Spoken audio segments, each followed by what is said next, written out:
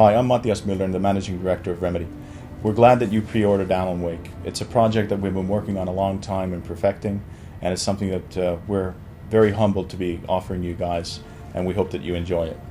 I'm Sam Lake, the lead writer at Remedy, and I have to say right off the bat that the rumors that my writer's block had anything to do with the long development time, they are totally false. Alan Wake is the one who has the writer's block. Honestly, this has been a long project, and it's been a journey in the pursuit of excellence. We wanted to create a psychological action thriller, something new in terms of games, and to do that, we took a lot of time and wanted to get it just right, something that fulfills the potential of the game, and something that you out there can enjoy, and something that we can be proud of. So we started building this game already in 2005, and for the last year or so we've been in post-production, for lack of a better word. So the game's been fully playable since last May, and since then we've been cutting, editing, polishing, and balancing, tuning, just getting everything right. You might know us better from our previous work with the Max Payne titles, and I think with Alan Wake we take a lot of those similar strengths that we showed in those games and deploy it into a thriller genre. Yeah, this is a Remedy game, and we feel very strongly that a game needs to have a good story. And we actively look into pop culture for sources of inspiration, not so much other video games, but pop culture in general, movies, TV series, books, and graphic novels. That's what we did with our previous games, and we have taken that a couple of steps forward with Alan Wake. We have kind of taken the genre of psychological thriller and made our story out of that. But at the same time, this is a cinematic action game, so it combines these two elements into something that hasn't really been seen in games before, and we are very happy with how the game has come together. For the setting of the game, we wanted to find a setting that has not been seen in video games before, but still a setting that is familiar to many people and resonates with them. So an idyllic, all-American small town with quirky locals but still under that idyllic facade, dark secrets are waiting to be discovered. Our main character, Alan Wake, is a best-selling writer.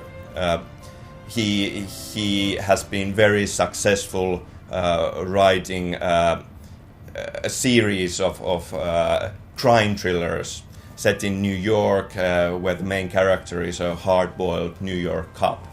But after writing a couple of these books, he feels that he needs to change gears and do something else, but things don't go according to the plan, and he starts to suffer from writer's block.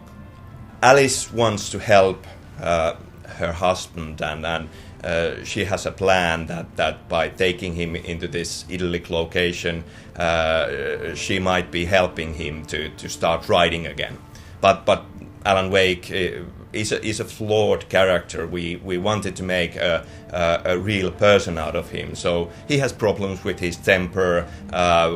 While he was on the top, he tended to party a bit too much, and Alice's plan doesn't exactly work. When she reveals what she has planned, Alan doesn't like it. He isn't happy at all, and they have a terrible argument over it. And it is under these circumstances that Alice disappears, and Alan ends up living the thriller he has supposedly written. At the very heart of the thriller mystery are the pages of Wake's lost thriller novel. It seems that it's a book written by him, but he can't remember writing any of it, and it now seems to be coming true.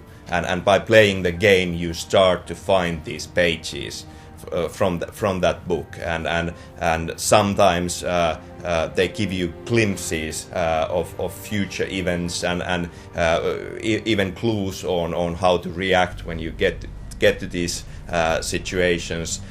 They also give you a lot of the backstory and glimpses to what's happening to other characters elsewhere in our setting. So there is a lot of material that comes through these manuscript pages. There are over 100 pages to be discovered in the game, and they really form the core of what this thriller is about. Light and darkness are both key gameplay elements. So light's a combat tool for the gamer. It's a safe haven in the night, and you use light and a light source to battle the locals who've been taken over by the dark presence.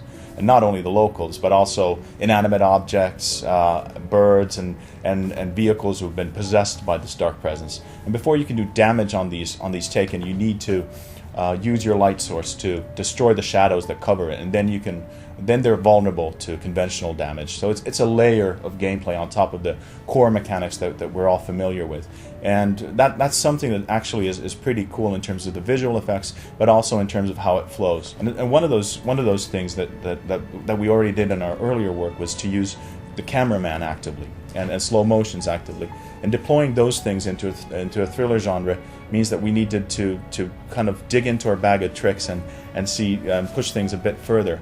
So, for example, if the gamer makes a last-minute evasive move, the game can sense this and kind of pulls into slow motion and takes a camera pan of that, highlighting that near-miss moment, which we felt was essential to a thriller. Some other things that we have in there with an active cameraman, for example, are if an enemy has managed to sneak behind you and you don't see him, we pull out that perspective, that camera pulls out into slow motion, and you see yourself from the different point of view, yourself as the victim or the prey, if you will.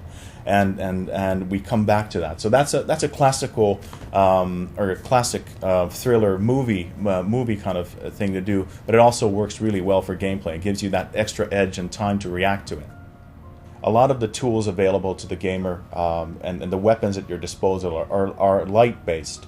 So not only is there a progression of clearly getting larger flashlights and more powerful flashlights, but also being able to use larger objects such as the searchlight or the headlamps of the car as a weapon. All of these things actually play quite nicely into it. And of course, the hand flare and the flare gun. The flare gun is my personal favorite.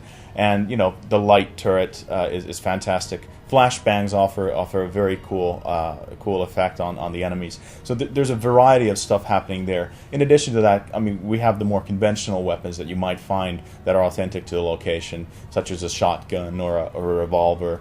But this game really isn't about increasing firepower. It's more about using light as a weapon and fighting with light. Everyone who has played our previous games is familiar with the concept of dream sequences, and definitely we have taken them a couple of steps forward, and they are present in Alan Wake as well. The story is divided into episodes, and in the style of a TV series, we are doing a short previously on segment at the beginning of each episode to remind you of the relevant story bits that are related to the episode you are going to play. When working on a thriller, a cliffhanger is your best friend, so more often than not we end an episode in a good cliffhanger to keep the tension high. We have planned Alan Wake to be something larger than just one game. There is definitely more to come. Further episodes beyond the first game. We are actively looking into bringing Alan Wake into other mediums beyond video games. Things that we have successfully done with our previous games already. So Alan Wake is a story-driven single-player experience. It's a thriller with suspense, twists, and cliffhangers. And we have a strong central character, a beautiful Pacific Northwest setting, and the game features a unique use of light during cinematic action. And Alan Wake will be out in May this spring. Thank you for pre-ordering, and we hope you enjoy the experience as much as we've enjoyed making it.